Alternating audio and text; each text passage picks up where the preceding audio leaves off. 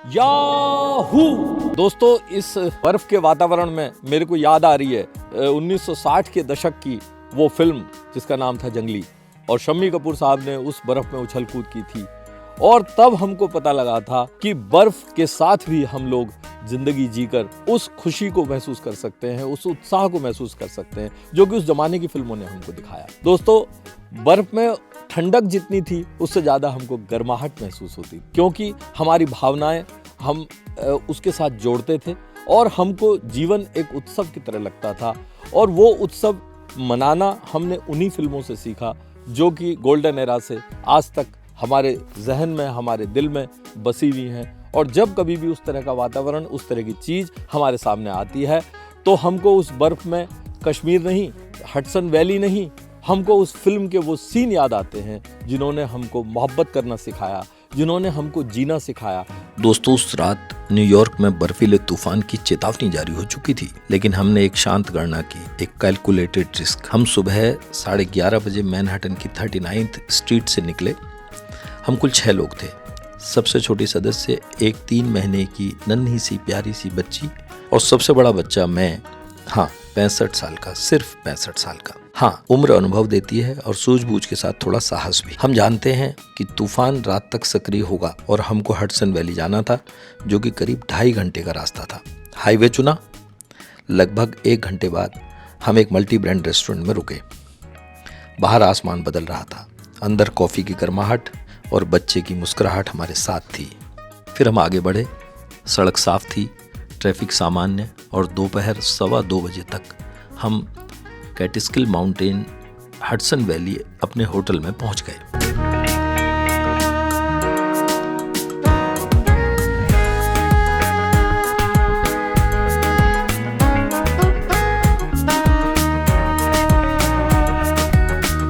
तो दोस्तों, हम लोग पहुंच चुके हैं अपने होटल द विक। ये होटल एक हेरिटेज होटल है और मैरियट्स ग्रुप के द्वारा ये चलाया जाता है।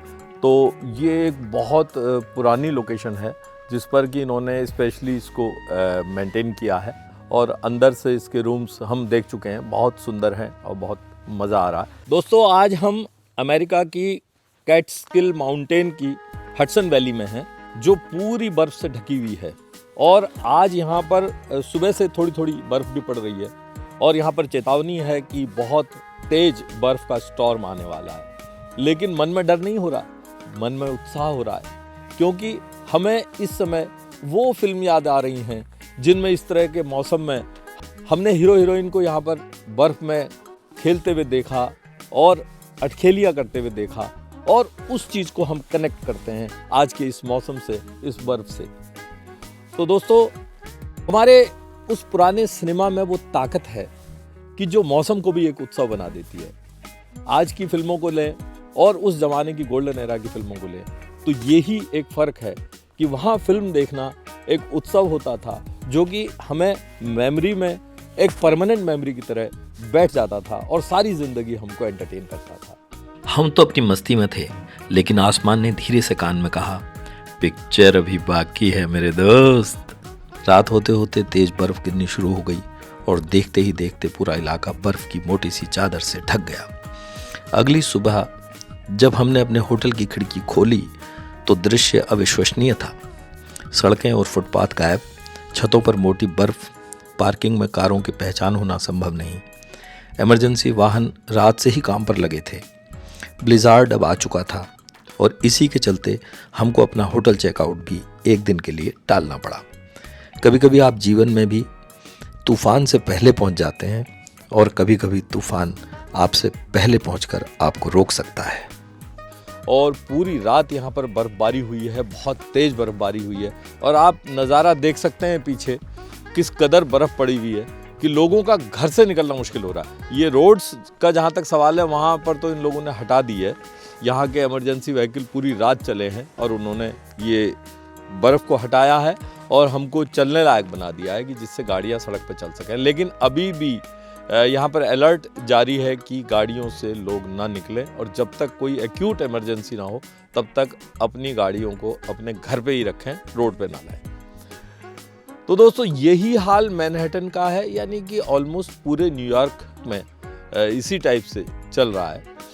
और वहाँ मैनहट्टन में भी बहुत सारी बर्फ़ पड़ी हुई है, क्योंकि हमको वापस जाना है और हमको अपनी आज की ट्रिप पोस्टपोन करनी पड़ी फॉर 1 डे एटलीस्ट, क्योंकि आज रात से ये स्टॉर्म कम होने वाला है और कल सुबह से शायद हालात ऐसे होंगे कि हम लोग वापस जा सकें। तो आप बने रहिए मेरे साथ और आगे का तमाशा, आगे का नज़ारा, आगे की कहानी सुनते रहिए, देखते रहिए मेरे साथ।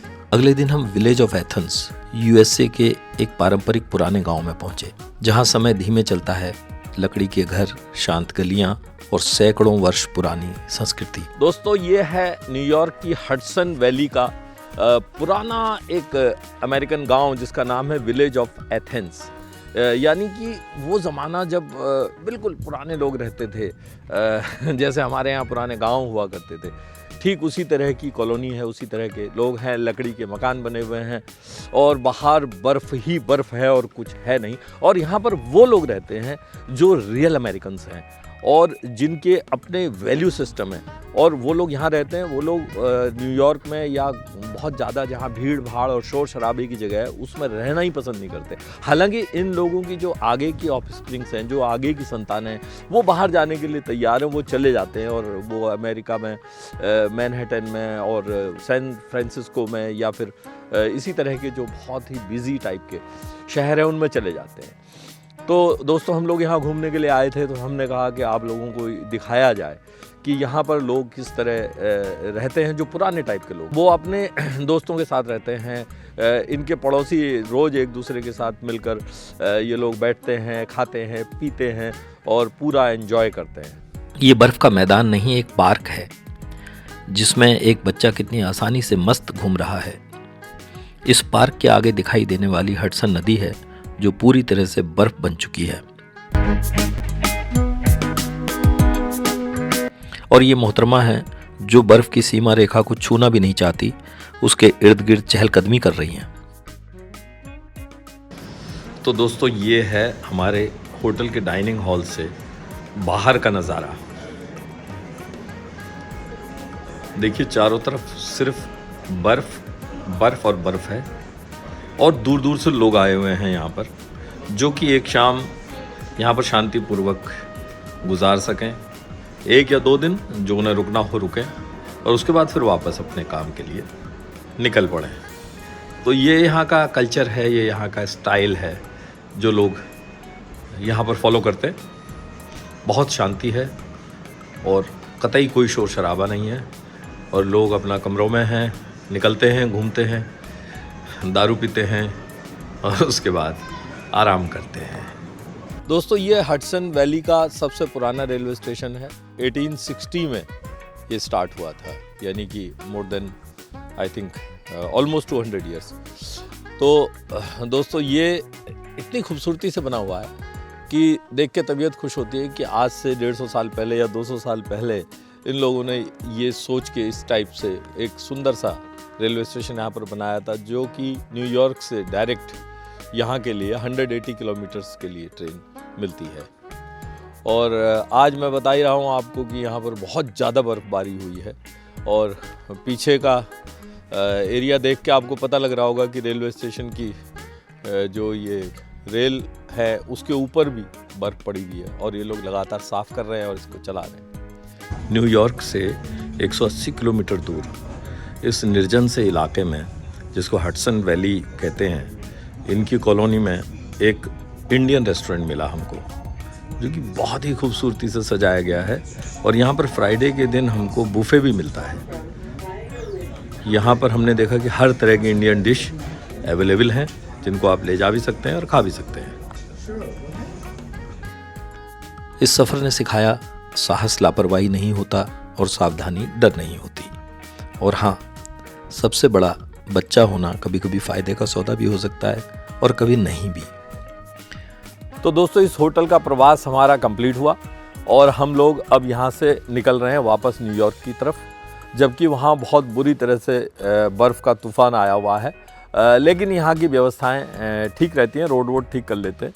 तो ये भी एक एडवेंचर है और हम लोग धीरे धीरे अपनी गाड़ी से निकलेंगे और अपने घर पहुँचेंगे। घर पहुँचकर आपसे फिर मुलाकात होगी। तब तक के लिए नमस्कार।